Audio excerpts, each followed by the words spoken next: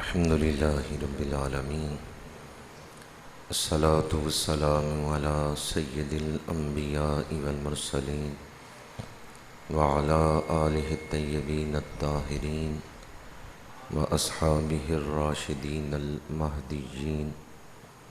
أما بعد فأعوذ بالله من الشيطان الرجيم. بسم الله الرحمن الرحيم. قال رسول الله صلى الله عليه وآله وسلم: إني عند الله مكتوب خاتم النبيين وإن آدم لمنجدل في طينته وسأخبركم بأول أمري دعوة إبراهيم وبشارة عيسى ورؤيا أمي التي رأت حين ودعتني قد خرج لها نور أضاء لها منه قصور الشام. صدق نبينا الكريم. رب اشرح لي صدري ويسر لي أمري واحلل عقدة من لساني يفقهوا قولي. إن الله وملائكته يصلون على النبي يا أيها الذين آمنوا صلوا عليه وسلموا تسليما. الصلاة والسلام عليك يا رسول الله وعلى آلك وأصحابك يا حبيب الله. الصلاة والسلام عليك يا رسول الله وعلى آلك وأصحابك يا حبيب الله. برادران اسلام، اللہ پاک کا شکر ہے جس نے ہمیں جمعۃ المبارک کی برکتوں سے مستفید ہونے کا یہ موقع عطا فرمایا ہے. دعا ہے کہ خالق کائنات آج کے دن نازل ہونے والی رحمتیں ہم سب کو عطا فرمائے. ماہ ربیع الاول اپنی برکتوں کے ساتھ جلوہ افروز ہے. یہ یمن و برکت والا مہینہ سعادتیں تقسیم کر رہا ہے، دلوں کو نور بانٹ رہا ہے، اور اہل ایمان اپنی استعداد کے مطابق کوشش کر رہے ہیں کہ زیادہ سے زیادہ برکتیں اس مہینے سے حاصل کی جائیں. یقیناً آپ لوگ بھی اس مہینے کی برکتوں سے دامن بھرنے کے لیے پہلے سے زیادہ درود شریف پڑھ رہے ہوں گے، اور اس مہینے کے جو خاص فضائل ہیں، برکات ہیں، انہیں حاصل کرنے کی سعی کوشش کر رہے ہوں گے. دعا ہے کہ خالق کائنات ہمیں ان خوش نصیبوں میں شامل فرمائے جن کے دل فیضان مدینہ سے چمک رہے ہیں. محبت رسول کی سرشاری نصیب فرمائے، عشق رسول کی حلاوت نصیب فرمائے. اس مہینے کو یہ نسبت حاصل ہے کہ اس کی 12ویں صبح مقصود کائنات کی جلوہ گری ہوئی ہے. نسبت سے چیزوں کی حیثیت بدل جاتی ہے. جس چیز کو حضور کے ساتھ نسبت ہو جائے وہ چیز عام نہیں رہتی، وہ خاص بن جاتی ہے. جن شہروں کو حضور سے نسبت ہوئی وہ خاص شان والے شہر ہیں. جن لباسوں کو، سواریوں کو، چیزوں کو حضور سے نسبت ہوئی وہ خاص فضائل اور برکات والی چیزیں بن گئیں. اسی طرح اس مہینے کو حضور کے ساتھ نسبت ہے. اس کی 12ویں صبح کو ظہور قدسی کے ساتھ نسبت ہے. اس نسبت کی وجہ سے یہ مہینہ بھی شان والا ہے، اور وہ دن اور وہ وقت بھی شان والا ہے جس سہانی گھڑی چمکا طیبہ کا چاند اس دل افروز ساعت پہ لاکھوں سلام۔ مہینہ تھا 12 ربیع الاول، اور جس وقت حضور کی ولادت ہوئی وہ صبح صادق۔ اس وقت جو شان ظاہر ہوئیں انہیں میرے آقا کریم صلی اللہ علیہ وآلہ وسلم نے خود بیان فرمایا ہے۔ میں نے خطبہ کے دوران ایک حدیث پاک تلاوت کرنے کا شرف حاصل کیا ہے، جس حدیث میں خود حضور نے اپنا میلاد بیان فرمایا ہے۔ تو جب حضور خود میلاد بیان فرما رہے ہیں، صحابہ بیٹھ کے سن رہے ہیں، تو اس محفل کو آپ کیا کہیں گے؟ محفل میلاد۔ یہ حدیث پاک جو میں نے تلاوت کی ہے، مشکات شریف میں ہے، المستدرک میں ہے، مسند امام احمد میں ہے، تلخیص المستدرک میں ہے، اور تعلیق الالبانی میں ہے۔ متعدد حدیث کی کتابوں میں یہ حدیث پاک موجود ہے۔ عظیم محدث امام ذہبی انہوں نے اسے حدیث صحیح قرار دیا ہے، امام حاکم نے اسے حدیث صحیح قرار دیا ہے، حتیٰ کہ غیر مقلدین ان کے ایک بہت بڑے محقق نے، ناصر الدین البانی نے اسے حدیث صحیح قرار دیا ہے۔ تو یہ حدیث پاک جس میں حضور نے خود اپنا میلاد بیان کیا ہے، محققین کے نزدیک سند کے اعتبار سے یہ حدیث صحیح ہے۔ اس حدیث کا شان ورود کیا ہے؟ آیات کا شان نزول ہوتا ہے اور احادیث کا شان ورود ہوتا ہے۔ صحابہ کرام نے عرض کیا، یا رسول اللہ صلی اللہ علیہ وسلم، ہمیں اپنے بارے میں کچھ بتائیں، اپنی شانیں سنائیں، اپنے اوصاف و کمالات سے آگاہی عطا فرمائیں۔ حضور، ہم آپ کی شانیں سننے کا شوق رکھتے ہیں، ہم آپ کی عظمت سے آگاہی حاصل کرنا چاہتے ہیں۔ تو اس وقت میرے آقا کریم نے یہ حدیث عطا فرمائی۔ اس سے پتہ چلتا ہے کہ حضور کی شانیں سننے کا شوق رکھنا یہ صحابہ کرام کی سنت ہے۔ جس دل میں حضور کی شانیں سننے کا شوق ہے، اس دل پہ صحابہ کا فیض برس رہا ہے۔ محب محبوب کی شانیں سننے کا شوق رکھتا ہے۔ کوئی ایسا بھی محب آپ نے دیکھا ہے کہ ہو بھی محب پر محبوب کا ذکر اسے پسند نہ ہو؟ محبت کی نشانی ہی یہی ہے کہ دل کھڑ ویندا جد نام سنیندا ڈھولندا۔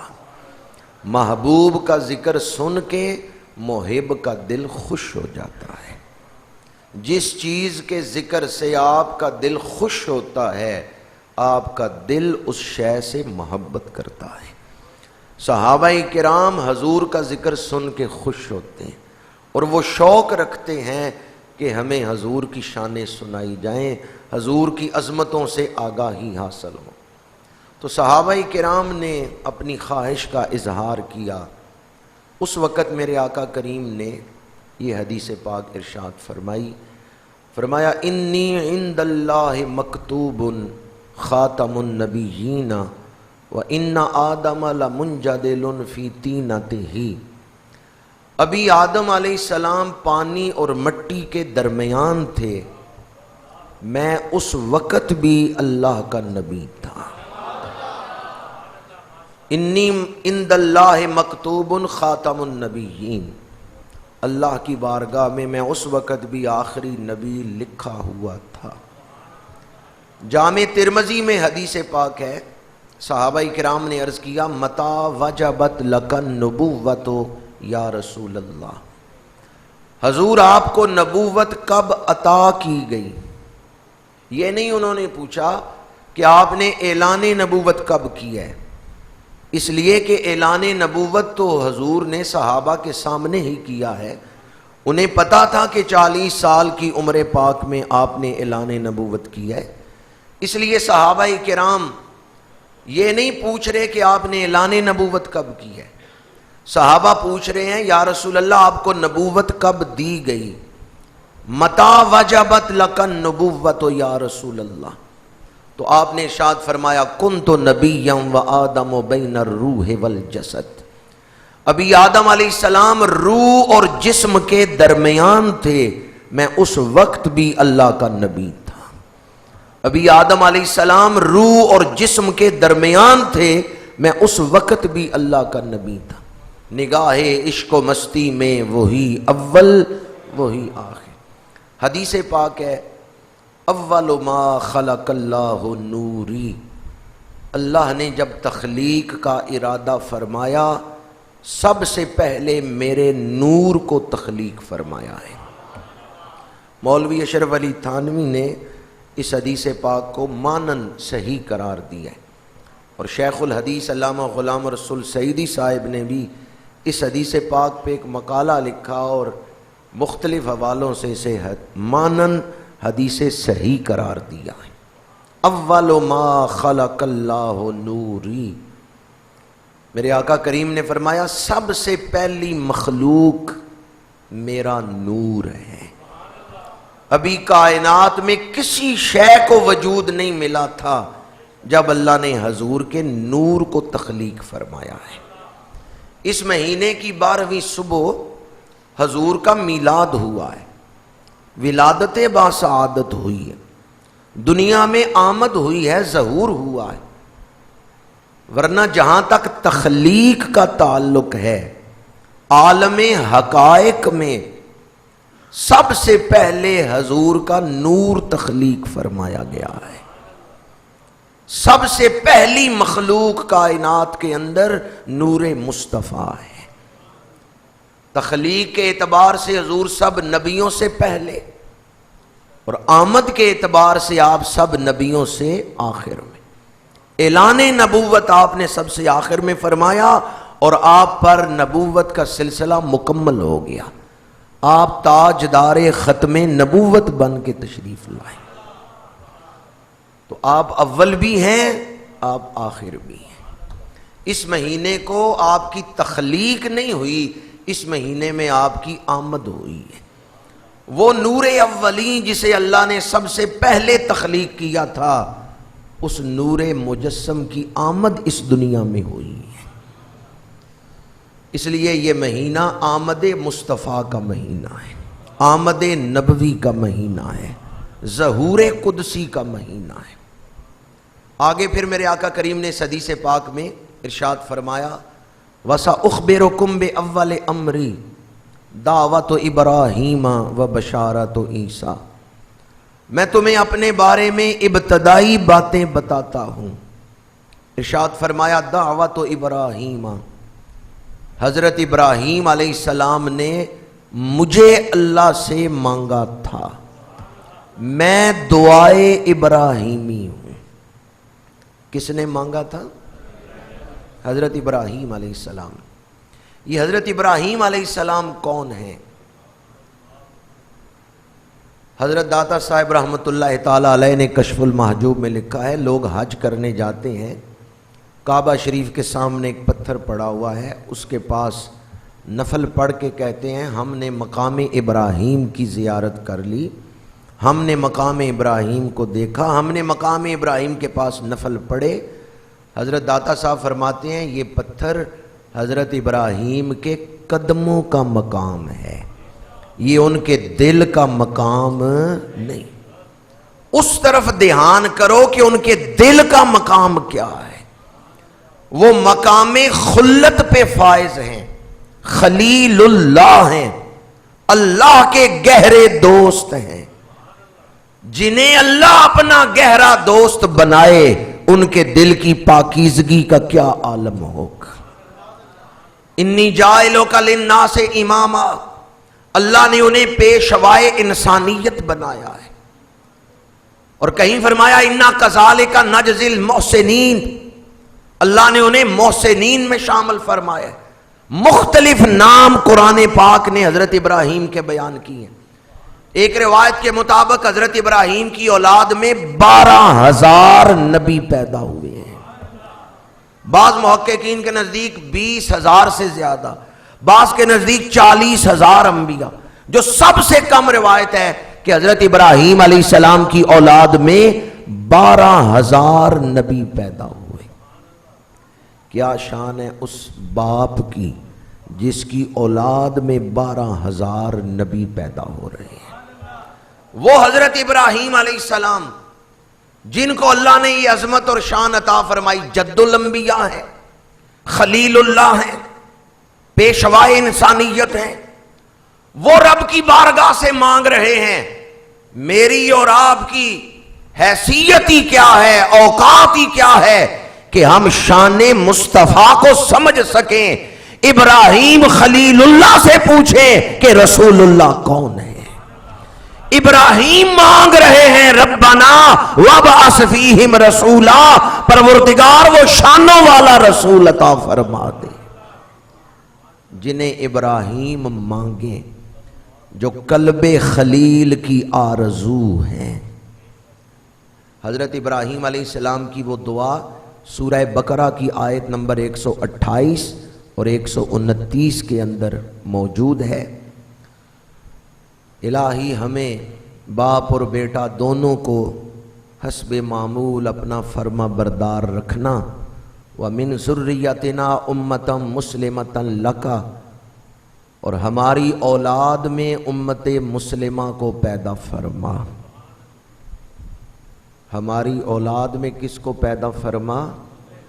یہ سورہ بقرہ کی آیت نمبر 128 میں دعا ہے حضرت ابراہیم کی، اور آیت نمبر 129 میں دعا ہے حضور کے بارے میں۔ جب یہ دعا مکمل ہوئی تو جبریل نازل ہوئے، جبریل امین نے آ کے خوشخبری دی اللہ نے آپ کی دعا کو قبول فرما لیا ہے۔ ادھر دعا مکمل ہوئی، ادھر قبولیت کی بشارت مل گئی۔ جس دعا کے قبول ہونے کی فوراً بشارت مل گئی، اس دعا میں الفاظ کیا ہیں؟ پروردگار ہم دونوں کو، یعنی باپ اور بیٹا دونوں نبی ہیں، حضرت ابراہیم حضرت اسماعیل علیہم السلام، پروردگار ہمیں حسب معمول اپنا فرما بردار ہی رکھنا، اور ہماری اولاد میں امت مسلمہ کو پیدا فرما۔ ہماری اولاد میں، یہ میں آپ سے اس لیے کہلوا رہا ہوں کہ جب ہم یہ پڑھتے ہیں نا ہماری اولاد میں امت مسلمہ کو پیدا فرما، تو ہمارا ذہن اپنی طرف جاتا ہے کہ اس سے مراد صرف ہم ہیں۔ ٹھیک ہے، اس سے مراد ہم بھی ہیں، امت مسلمہ میں ہم شامل ہیں۔ مفسرین لکھتے ہیں جب یہ دعا قبول ہو گئی تو ہر دور میں حضرت ابراہیم کی اولاد میں کچھ لوگ ایسے موجود رہے ہیں جنہوں نے شرک نہیں کیا، جو دین ابراہیمی پر قائم رہے ہیں۔ حضور کی آمد سے پہلے بھی، دنیا میں حضور کی تشریف آوری سے پہلے بھی، ہر دور کے اندر، چاہے پوری دنیا میں کفر و شرک ہو رہا ہے، اولاد ابراہیمی میں کچھ لوگ، چاہے وہ تعداد میں کتنے ہی تھوڑے ہوں، لیکن اولاد ابراہیمی میں کچھ تعداد ایسی موجود رہی ہے جنہوں نے شرک نہیں کیا، جو دین ابراہیمی پر قائم رہے ہیں۔ اور مفسرین کہتے ہیں یہی حضور کے آباء و اجداد ہیں۔ اس آیت سے مفسرین نے حضور کے آباء و اجداد کا ایمان بھی ثابت کیا ہے کہ جب ہر دور میں کچھ ایسے لوگ موجود رہے ہیں جو امت مسلمہ میں تھے جنہوں نے شرک نہیں کیا، اور یہی لوگ حضور کے شجرے میں ہیں۔ میرے آقا کریم نے فرمایا اللہ نے جب بھی، بخاری شریف میں حدیث پاک ہے، اللہ نے جب بھی اولاد آدم کے دو گروہ کیے، مجھے خیر والے گروہ میں رکھ۔ کس گروہ میں رکھا؟ خیر والے گروہ میں رکھا، اس گروہ میں رکھا جس میں خیر ہے، اور خیر کفر میں ہے یا اسلام میں ہے؟ تو گویا ہر دور میں نور مصطفیٰ اہل ایمان کے وجودوں میں ہی رہا ہے۔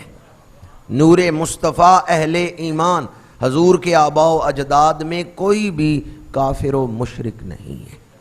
بعض لوگ حضور کے آباء و اجداد کے بارے میں بحث کرتے ہیں، میں کہتا ہوں ہمیں اپنے ایمان کی فکر کرنی چاہیے، وہ تو چنے ہوئے لوگ ہیں۔ یہ کوئی اتفاقی واقعہ نہیں کہ حضرت جناب عبداللہ نے شادی کی حضرت بی بی آمنہ کے ساتھ، اور جو ہستی دنیا میں تشریف لائے اللہ نے انہیں خاتم النبیین بنا دیا۔ یہ کوئی اتفاقی واقعہ نہیں، ہر چیز اللہ نے خود منتخب فرمائی ہے، ہر چیز اللہ نے خود چنی ہے۔ محبوب کو کس سال بھیجنا ہے، کس شہر میں بھیجنا ہے، کس خاندان میں بھیجنا ہے، ہر چیز کا انتخاب اللہ نے خود کیا ہے۔ تو حضور کے والدین چنے ہوئے ہیں، حضور کے والدین۔ قرآن مجید اٹھا کے دیکھیں، حضرت بی بی مریم کے پاس فرشتے آئے، وَإِذْ قَالَتِ الْمَلَائِكَةُ يَا مَرْيَمُ إِنَّ اللَّهَ اصْطَفَاكِ وَطَهَّرَكِ وَاصْطَفَاكِ عَلَى نِسَاءِ الْعَالَمِينَ۔ دو دفعہ فرشتوں نے کہا بی بی مریم اللہ نے تمہیں چن لیا ہے، اللہ نے تمہیں چن لیا ہے، تم عام عورت نہیں، تم اللہ کی بارگاہ میں چنی ہوئی خاتون ہو۔ حضرت عیسیٰ کی والدہ تو چنی ہوئی خاتون ہیں، تو فخر عیسیٰ کی والدہ کی شان کیا ہو؟ باعث تخلیق کائنات کی والدہ کی شان کیا ہوگی؟ حضرت عیسیٰ تو حضور کا ہوکہ دینے آئے، حضور کا اعلان کرنے آئے۔ جو حضور کا ہوکہ دینے آئے ہیں ان کی والدہ تو چنی ہوئی خاتون ہیں، تو جن کا اعلان کرنے عیسیٰ آئے ہیں، حضور کے والدین چنے ہوئے ہیں۔ ہمیں اپنے ایمان کی فکر کرنا چاہیے، وہ تو اللہ کی بارگاہ میں منتخب ہستیاں ہیں۔ حضرت ابراہیم علیہ السلام نے دعا مانگی، پروردگار میری اولاد میں امت مسلمہ کو پیدا فرما، وَآرِنَا مَنَاسِكَنَا وَتُبْ عَلَيْنَا إِنَّكَ أَنْتَ التَّوَّابُ الرَّحِيمُ رَبَّنَا وَابْعَثْ فِيهِمْ رَسُولًا مِّنْهُمْ يَتْلُو عَلَيْهِمْ آيَاتِكَ وَيُعَلِّمُهُمُ الْكِتَابَ وَالْحِكْمَةَ وَيُزَكِّيهِمْ إِنَّكَ أَنْتَ الْعَزِيزُ الْحَكِيمُ۔ ادھر دعا مکمل ہوئی، ادھر قبولیت کی بشارت مل گئی۔ میرے آقا کریم فرماتے ہیں مجھے حضرت ابراہیم نے اللہ سے مانگا تھا، پھر فرمایا وَبَشَارَةُ عیسیٰ، میری خوشخبری حضرت عیسیٰ نے دی، میں بشارت عیسیٰ ہوں۔ حضور صحابہ کے سامنے اپنی شانیں بیان فرما رہے ہیں، اور صحابہ نے امت کے سامنے یہ شانیں بیان کی، قیامت تک حضور کی ان شانوں کا تذکرہ ہوتا رہے گا۔ اس حدیث صحیح میں میرے آقا کریم نے فرمایا میں بشارت عیسیٰ ہوں۔ وہ بشارت عیسیٰ بھی قرآن پاک کے اندر موجود ہے، مبشرم برسول یاتی من بعد اسمہ احمد۔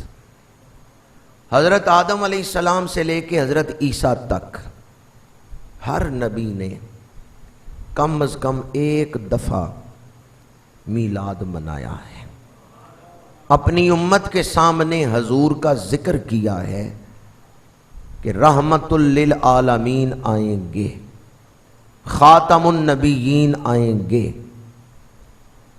ہر نبی نے حضور کی شانیں، نشانیاں کم از کم ایک دفعہ اپنی امت کے سامنے بیان کی ہیں، اور حضور کی آمد کا تذکرہ کیا ہے۔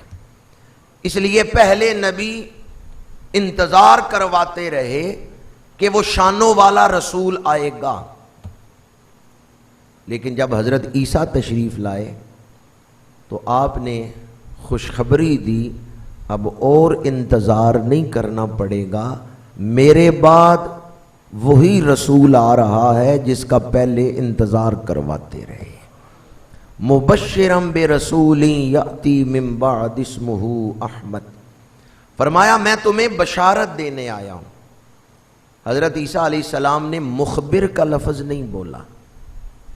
اگر کوئی ایسی خبر دے جس خبر کو سن کے معلومات میں تو اضافہ ہو لیکن دل میں کوئی خوشی نہ ہو، سننے والے کے لیے اس خبر میں کوئی خوشی نہیں، صرف علم ہے، تو ایسی خبر دینے والے کو مخبر کہیں گے۔ لیکن اگر خبر دینے والا ایسی خبر دے جس سے سننے والا خوش ہو جائے تو ایسی خبر دینے والے کو مبشر کہتے ہیں۔ قرآن پاک کا کوئی لفظ بھی بے مقصد نہیں۔ اگر صرف معلومات دینا ہوتی تو قرآن مخبر کا لفظ استعمال کرتا، مخبرم بے رسول، لیکن قرآن پاک میں مخبر کا لفظ نہیں، مبشر کا لفظ ہے۔ قرآن نے حضرت عیسیٰ کے لیے کیا لفظ بولا ہے؟ اور مبشر کہتے ہیں ایسی خبر دینے والا جسے سن کے سننے والا خوش ہو جائے۔ کیا حضور کا میلاد ہو چکا تھا؟ جب حضرت عیسیٰ بتا رہے ہیں اس وقت ابھی حضور کی آمد نہیں ہوئی۔ حضور کی آمد سے پہلے حضرت عیسیٰ فرما رہے ہیں خوش ہو جاؤ، وہ شانوں والا رسول آ رہا ہے۔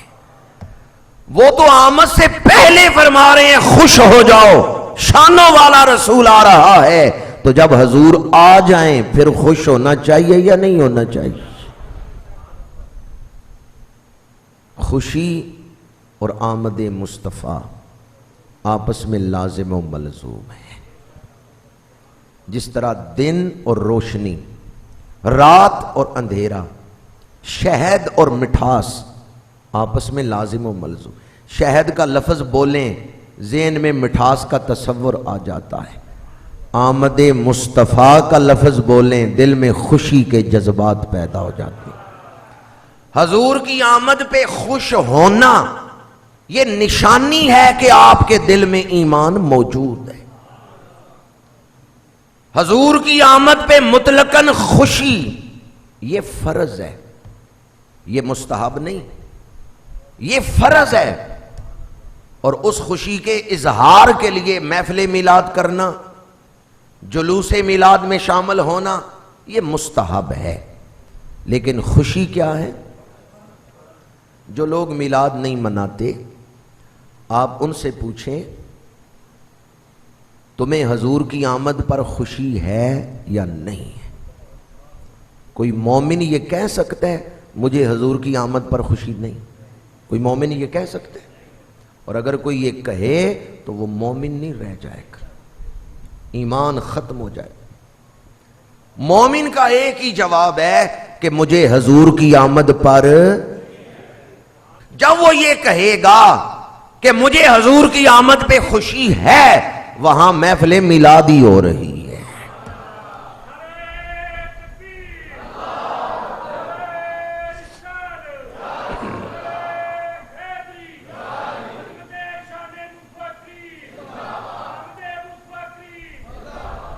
آمد مصطفیٰ کا جب نعرہ بلند ہو تو خوشی کے ساتھ آپ نے جواب دینا ہے آمد مصطفیٰ۔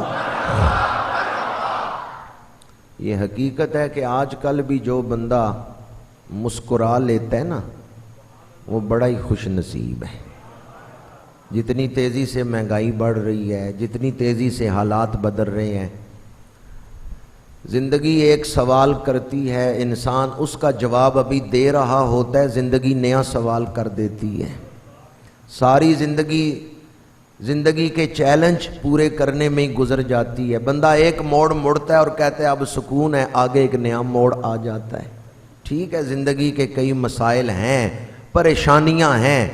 وہ غالب نے کہا تھا کہ قید حیات و بند غم اصل میں دونوں ایک ہیں، یعنی جب تک سانس چل رہی ہے پریشانیوں سے تو نجات نہیں ملنے والی، کوئی نہ کوئی سوال زندگی کرتی رہے گی۔ جب تک انسان کا سانس چل رہا ہے نا تو کوئی نہ کوئی مسئلہ تو بنا ہی رہے گا، پریشانیاں تو کھڑی ہوتی رہیں گی۔ تھوڑی دیر کے لیے ساری پریشانیاں، سارے غم جھٹک کے اس بات پہ خوش ہو سکتے ہیں کہ میں کتنے مقدر والا ہوں، اللہ نے مجھے خاتم النبیین کا امتی بنایا ہے۔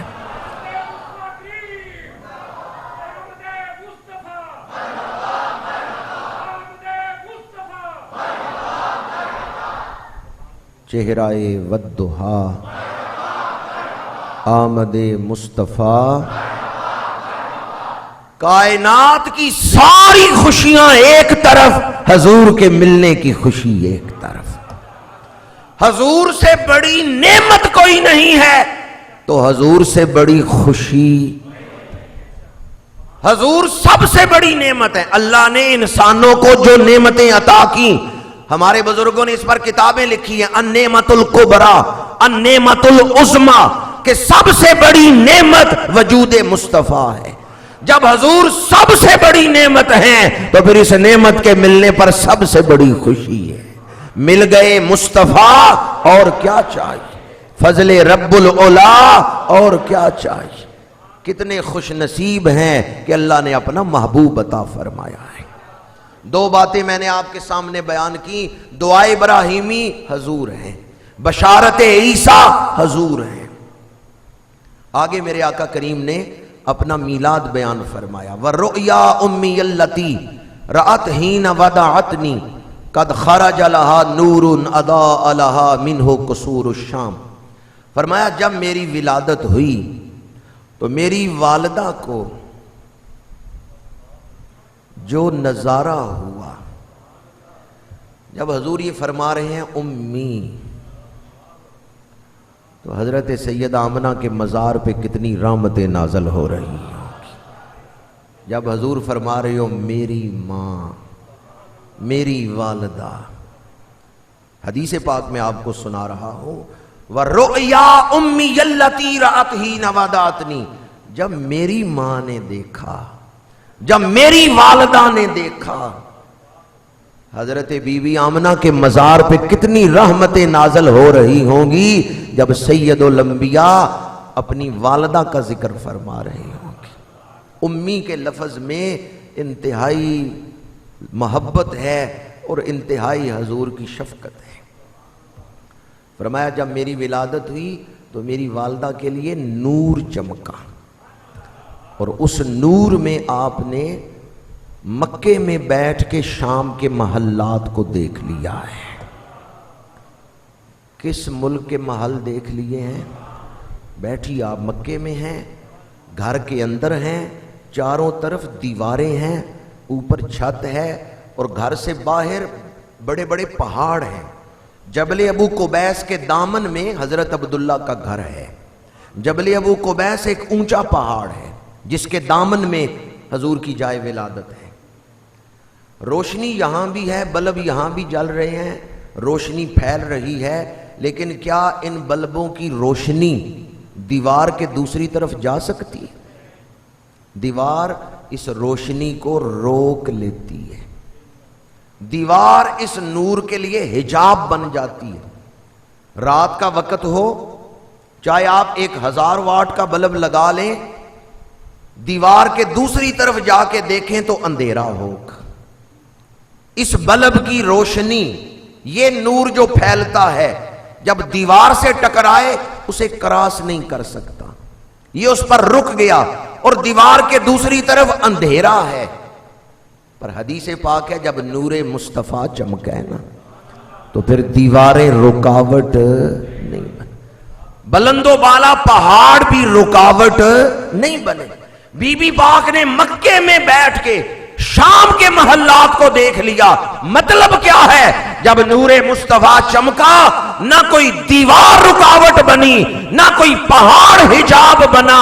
نور مصطفیٰ کے راستے میں یہ ثقیل چیزیں رکاوٹ نہیں بن سکی۔ والدہ کی اتنی نظر ہے، دیوار کے دوسری طرف دیکھ سکتی ہیں، خود میرے آقا کی نظر کا عالم کیا ہو۔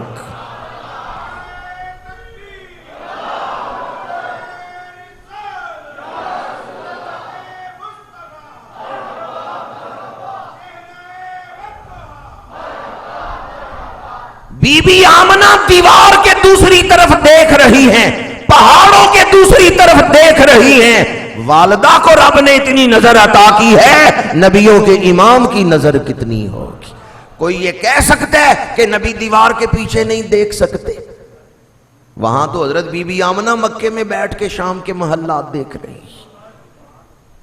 دوسرا نقطہ اسی حدیث پاک سے، ایک شخص کبھی لاہور نہیں گیا، بادشاہی مسجد نہیں دیکھی، پہلی دفعہ اس کے سامنے تصویر کریں بادشاہی مسجد کی اور اس سے کہیں کہ یہ مسجد کس شہر میں ہے، وہ بتا سکتا ہے؟ اس نے وہ مسجد پہلی دفعہ دیکھی ہے، وہ پہچان نہیں سکتا۔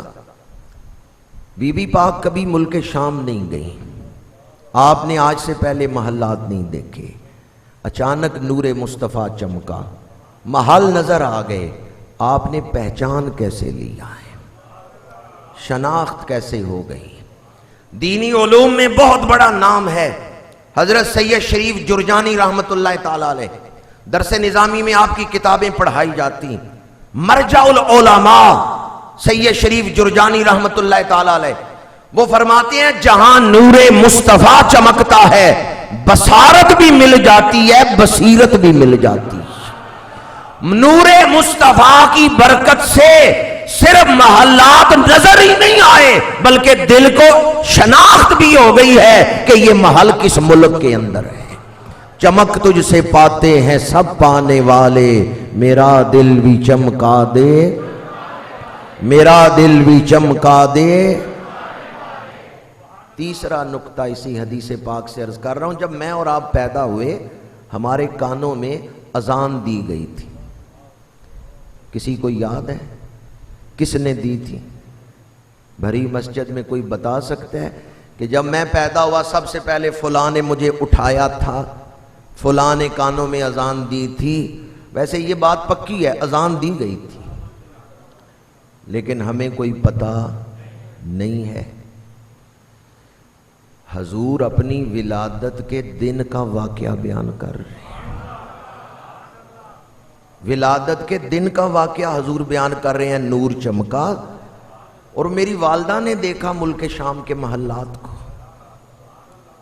پتا چلا جو ہو چکا ہے، جو ہو رہا ہے، جو ہوگا، ہر شے کا علم اللہ نے حضور کو عطا فرما دیا ہے۔ وَعَلَّمَكَ مَا لَمْ تَكُنْ تَعْلَمْ وَكَانَ فَضْلُ اللَّهِ عَلَيْكَ عَظِيمًا، ہر شے کا علم اللہ نے حضور کو عطا فرما دیا ہے، جو ہو چکا، جو ہو رہا ہے، جو ہوگا، علم مصطفیٰ میں ہے۔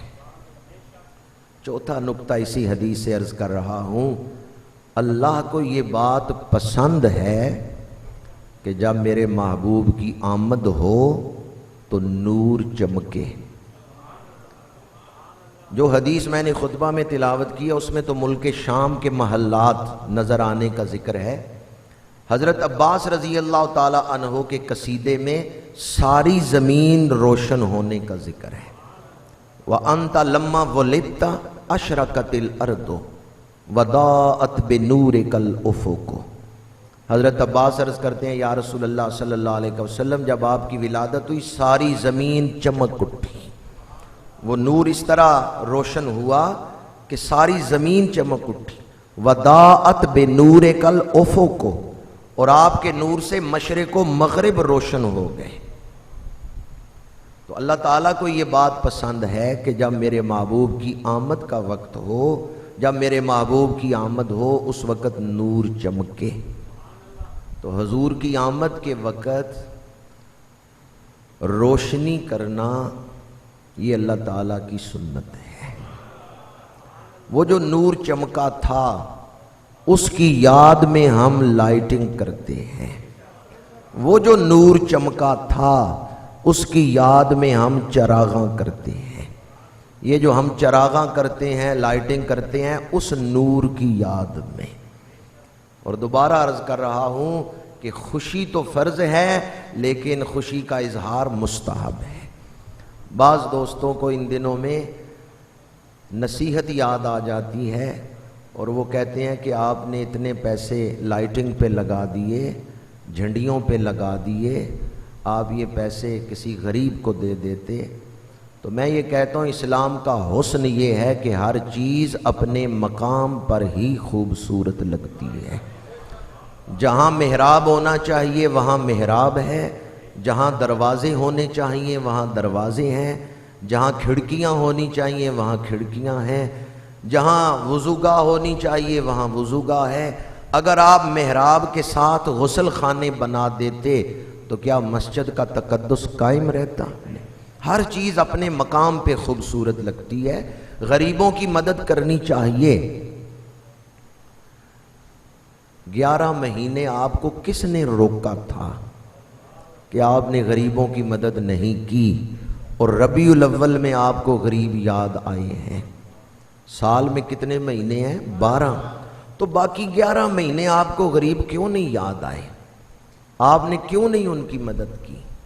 50,000 کا موبائل خریدتے ہوئے غریب نہیں یاد آئے، مہنگی LCD خریدتے ہوئے غریب نہیں یاد آئے، مہنگے صوفہ سیٹ خریدتے ہوئے غریب نہیں یاد آئے، اپنی دنیاوی ضرورتیں پوری کرتے ہوئے فضول خرچی کرتے ہوئے غریب نہیں یاد آئے، میلاد مناتے ہوئے غریب یاد آ گئے۔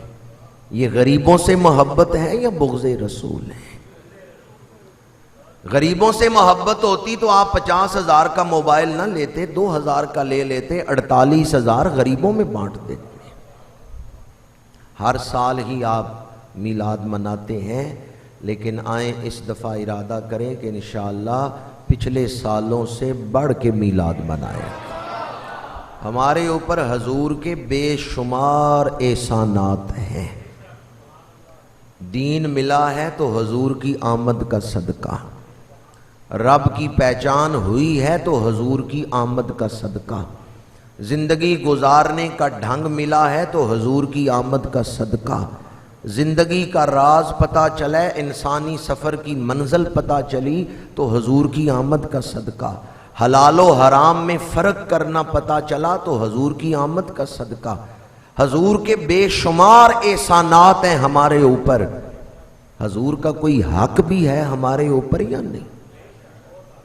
ہمارے اوپر والدین کے حقوق ہیں، ہمارے اوپر اساتذہ کے حقوق ہیں، ہمارے اوپر بہن بھائیوں کے حقوق ہیں۔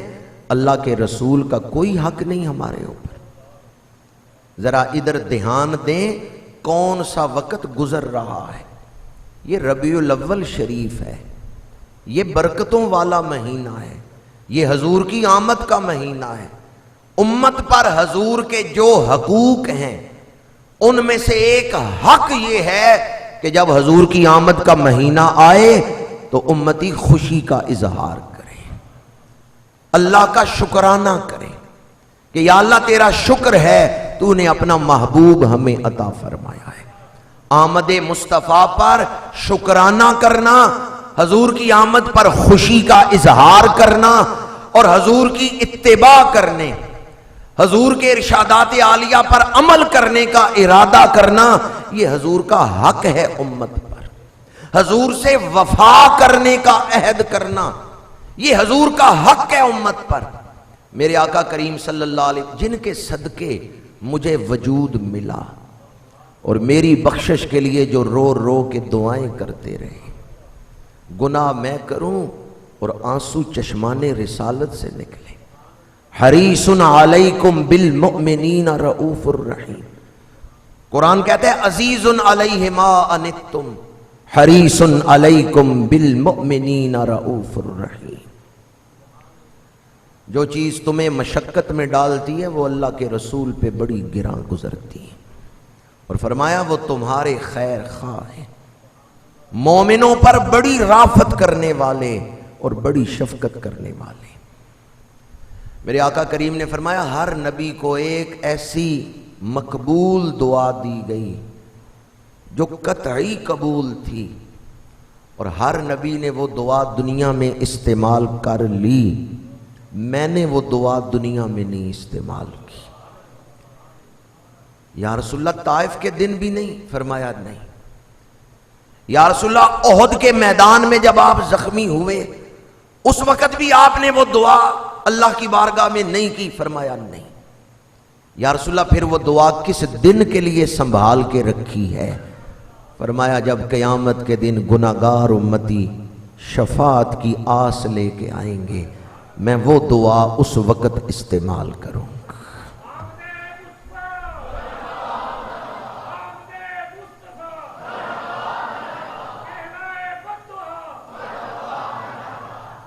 حضور اپنی امت سے کتنی محبت کرتے ہیں، اگر ہمیں اس کا احساس ہو جائے تو ہم آبادیوں سے جنگلوں کی طرف نکل جائیں۔ اللہ کے اپنے راز ہیں کہ حجابات ہیں، ہمارے دلوں پر یہ راز نہیں کھلتا کہ حضور ہمارے ساتھ کتنی محبت کرتے ہیں، حضور ہمارے اوپر کتنی شفقتیں فرماتے ہیں۔ وما ارسلناک الا رحمۃ للعالمین، حضور سراپا شفقت ہے، حضور سراپا رحمت ہے۔ خوش نصیب ہیں وہ لوگ جو ان دنوں سے رحمتوں سے جھولیاں بھر رہے ہیں، برکتوں سے جھولیاں بھر رہے ہیں۔ جس طرح میں نے شروع میں عرض کیا، اسی پیغام پر اپنی گفتگو کو سمیٹ رہا ہوں۔ ماہ ربیع الاول اپنی تمام تر رعنائیوں کے ساتھ، تمام تر برکتوں کے ساتھ جلوہ افروز ہے۔ اللہ تعالی ہم سب کو اس کی برکتوں سے مستفید ہونے کی توفیق عطا فرمائے۔ بہت سارے احباب نے، ہر کوئی اپنی استعداد کے مطابق، اپنی طاقت کے مطابق کوشش کر رہا ہے کہ میں بھی اس مہینے کی برکتوں سے دامن بھر لوں، محروم نہ رہوں۔ تو میں آپ کی خدمت میں عرض کروں گا، پہلے سے زیادہ درود شریف پڑھیں۔ اگر کسی دوست کی اس طرف توجہ نہیں تو وہ توجہ دے اور درود شریف کو اپنی زندگی کا معمول بنائے۔ 12 ربیع الاول کی صبح وہ وقت، جس وقت حضور کی آمد ہوئی، وہ خاص وقت ہے۔ جس سہانی گھڑی چمکا طیبہ کا چاند، اس دل افروز ساعت پہ لاکھوں سلام۔ بعض دوست سوال کرتے ہیں کہ حضور کی ولادت تو 1 سال ہی ہوئی تھی، ہر سال تو ولادت نہیں ہوتی، تو پھر ہر سال وہ وقت کیوں برکتوں والا ہے، وہ وقت کیوں دعا کی قبولیت کا وقت ہے؟ انا انزلناہ فی لیلۃ القدر، وہ 1 رات تھی شب قدر جب قرآن لوح محفوظ پہ نازل ہوا۔ کیا ہر رمضان میں قرآن نازل ہوتا ہے؟ لیکن آج کل بھی جب رمضان آئے شب قدر آتی ہے یا نہیں آتی؟ قرآن تو اس 1 رات میں اترا، پر شب قدر ہر رمضان میں آتی ہے۔ میرے آقا کریم نے فرمایا جمعۃ المبارک کا دن سید الایام ہے، مومنوں کے لیے عید کا دن ہے۔ وجہ کیا ہے؟ فیہ خلق آدم، اس دن حضرت آدم علیہ السلام کی تخلیق ہوئی۔ وہ 1 جمعہ تھا جب حضرت آدم کی تخلیق ہوئی۔ کیا ہر جمعے تخلیق ہوتی ہے؟ لیکن فضیلت ہر جمعے کو مل گئی۔ وہ 1 ہی 12 ربیع الاول تھا جب حضور کی آمد ہوئی، لیکن جب بھی وہ وقت لوٹ کے آتا ہے، برکتیں لوٹ کے آتی، رحمتیں لٹائی جاتی۔ جس طرح کہ ہر سال رمضان میں شب قدر آتی ہے، لیکن ہر سال قرآن نازل نہیں ہوتا، تو وہ وقت خاص وقت ہے۔ موسلادھار بارش ہو رہی ہو، برتن الٹا پڑا ہوا ہو، وہ خالی رہ جائے پانی سے، اس میں بارش کا قصور ہے؟ برتن ہی الٹا پڑا ہوا تھا۔ تو ارادہ کریں اور گھر جا کے میری بہنوں بیٹیوں تک بھی یہ پیغام پہنچا دیں کہ جس طرح رمضان میں سحری کے وقت اٹھتے ہیں نا، اسی طرح 19 اکتوبر کو بھی اذان فجر سے پہلے اٹھنا ہے، اذان فجر سے پہلے تیار ہونا ہے اور درود شریف پڑھنا ہے۔ بالخصوص جب اذان فجر کا وقت ہو، اذانیں شروع ہوں، وہ وقت حضور کی آمد کا وقت ہے۔ اگر دعائیں قبول نہیں ہوتی، اس وقت دعا مانگیں، وہ دعا کی قبولیت کا وقت ہے۔ حسب معمول انشاءاللہ جامعہ مسجد صدیق اکبر رضی اللہ تعالی عنہ میں، اس مسجد میں 19 اکتوبر کو 3:30 بجے محفل درود پاک شروع ہوگی، جس میں درود شریف بھی اجتماعی طور پہ پڑھا جائے گا اور تلاوت و ثناخوانی کا بھی اہتمام ہوگا، اور اس کے بعد اجتماعی طور پہ حضور کی بارگاہ میں سلام پیش کیا جائے گا۔ عین اس وقت جب حضور کی آمد پاک ہوئی، تنہائی میں بھی درود شریف تو پڑھا جا سکتا ہے، لیکن محفل کا یہ فائدہ ہے کہ حضور کے عاشقوں کا اجتماع ہوگا۔ پتہ نہیں آنے والوں میں کوئی ایک ایسا ہو جس کے دل کا سوز و گداز اس بارگاہ میں پسندیدہ ہو، اور اس ایک کے صدقے ہم سب بھی کرم ہو جائے۔ وقت بھی خاص ہوگا اور مسجد ماحول بھی خاص ہے مسجد، اس وجہ سے ہر بابا فرید فرماتے ہیں، اٹھ فریدا ستے آتے میلہ ویکھن جا، مت کوئی مل جائی بخشے آتے تو بھی بخشیا جا۔ محفل کا مقصد یہ ہے، فائدہ یہ ہے کہ جب ڈھیری کا سودا ہوتا ہے اس میں سے مال چھانٹی نہیں کیا جاتا، پھر ناقص مال بھی اچھے مال کے ساتھ بک جاتا ہے۔ یہ محفل کا فائدہ ہے۔ تو انشاءاللہ 19 اکتوبر کو صبح 3:30 بجے اس مسجد میں درود شریف کی محفل ہوگی، تلاوت و ثناخوانی کی محفل ہوگی، اس کے بعد اجتماعی سلام پڑھا جائے گا اور پھر دعائے خیر ہوگی۔ اس کے بعد آپ احباب کے لیے منہ میٹھا کروانے کا، حضور کی آمد کی خوشی میں ناشتے کا بھی، تورک کا بھی اہتمام ہوگا۔